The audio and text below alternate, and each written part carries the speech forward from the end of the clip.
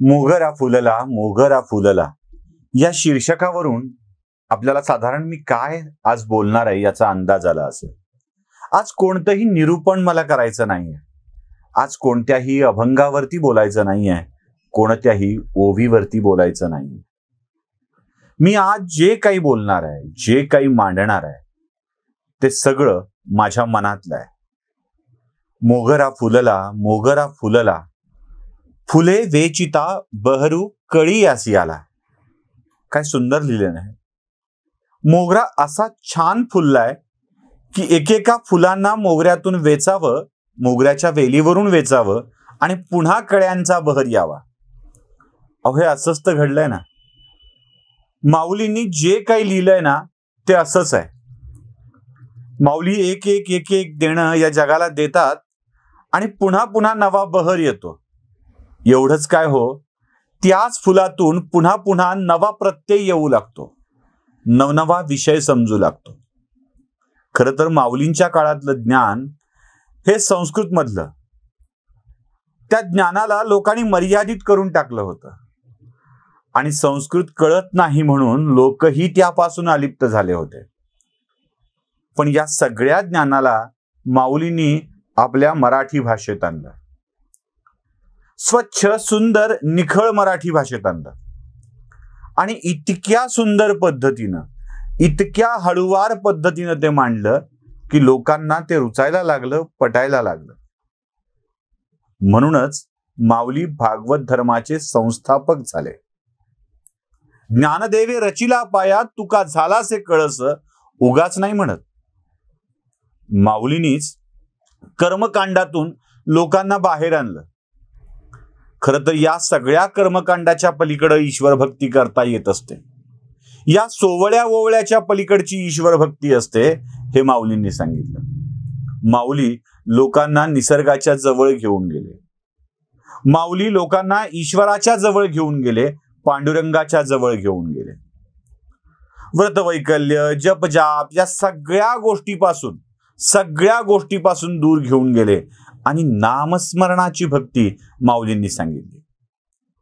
मराठीत मांडताना माझ्या भाषेचा अभिमान देखील माऊली काय सुंदर शब्दात व्यक्त करतात ना. माझ्या मराठीचे बोल कौतुके, परी अमृता तेही पैजा जिंके. अमृतालाही लाजवेल अशा स्वरूपाची ही मराठी भाषा. आणि याच भावनेला पुढे मराठवाड्यातील कवींनी खूप छान भाषेत मध्ये मांडलेला आहे, खूप छान शब्दात मांडलेला आहे. नागो नांदापूरकरांची एक कविता आहे, त्यातल्या 4 ओळी तुम्हाला मी ऐकून दाखवतोय. माझी मराठी असे माय बोली, हिच्या कीर्तीचे तेज लोकी चढे. गोडी न राहे सुधे माझी आता, पळाली सुधा स्वर्ग लोकाकडे.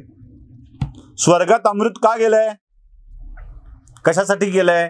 ते समुद्र मंथन वगैरे झालं होतं. मग देवा दैत्यांनी मिळून समुद्र मंथन केलं, तो पर्वत आणला, मग वासुकीचा दोर केला, मग समुद्र ढवळला आणि मग त्यातून अमृत आलं, मग ते देव घेऊन गेले. अहो नाही हो, इथे मराठी भाषा आहे आणि तिची गोडी अमृतापेक्षाही जास्त आहे. म्हणून इथे अमृताची गरज नाही असं वाटलं आणि सुधा अमृत स्वर्गलोकाकडे निघून गेलं. काय सुंदर कल्पना आहे ना ही.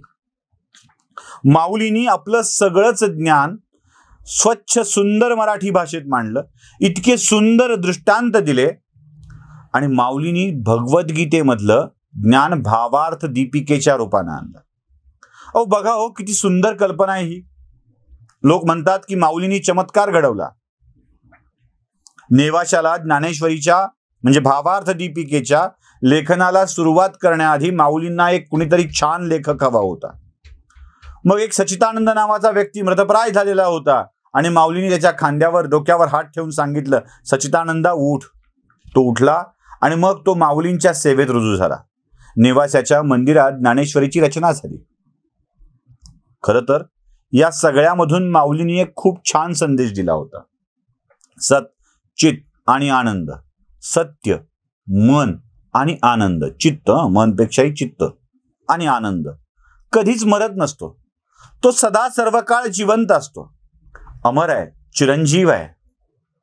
आणि मग या सत्य, चित्त आणि आनंदालाच माऊलींनी आपल्या साहित्य विश्वातून मांडलं.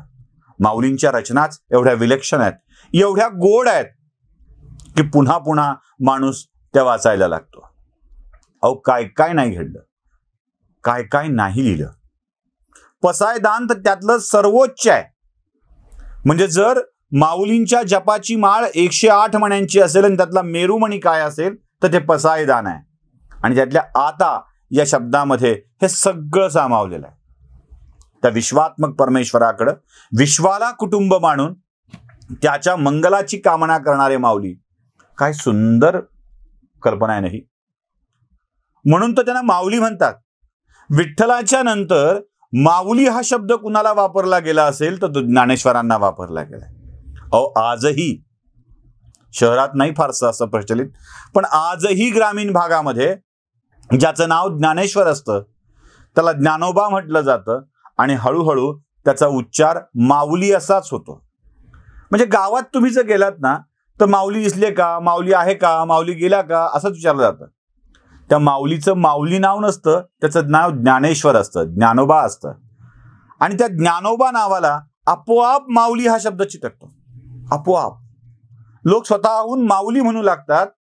इतकं त्या नावाशी माऊलीचं रूप चिटकलेलं आहे, इतकं जोडल्या गेलेलं आहे.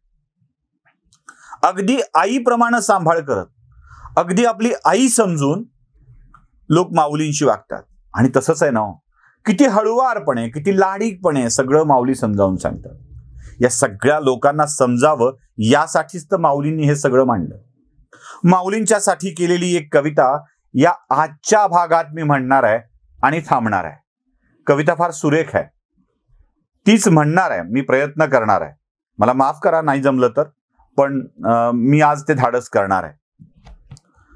अगा संन्याशाच्या पोरा तुझा फाट संसार, छतन भाचे घराला आणि क्षितिजाचे दार.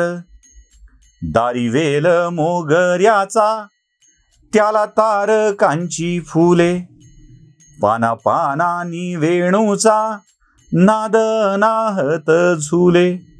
गोड ओव्यानी भरले तुझ्या घरी मधुघट, गोड ओव्यानी भरले तुझ्या घरी मधुघट. आला तहानेला दारी म्हणे अमृता उखट. तुला दान देववेना हरी झाला से भिकारी, तुला दान देववेना हरी झाला से भिकारी. हरी विटेवरी उभा मागे रुसलेली नारी. तुझ्या हाती ज्ञानदीप मी तो तळीचा अंधार, तुझ्या हाती ज्ञानदीप मी तो तळीचा अंधार. पायी नमवी तो माथा पुरेई तू का धार, पायी नमवी तो माथा पुरेई तू का धार. रामकृष्ण हरी.